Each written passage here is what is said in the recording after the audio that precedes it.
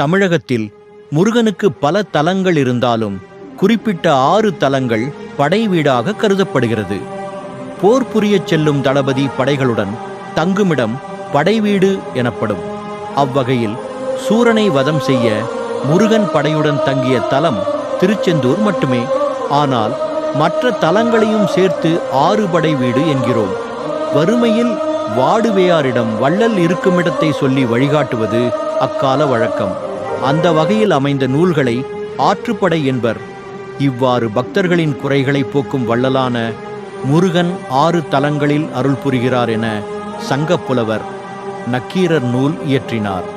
முருகனின் பெருமைகளைச் சொல்லும் நூல் என்பதால் இது திருமுருகாற்றுப்படை என்று பெயர் பெற்றது. பிற்காலத்தில் இந்த ஆற்றுப்படை தலங்களே மருவி 6 படை என்றானது.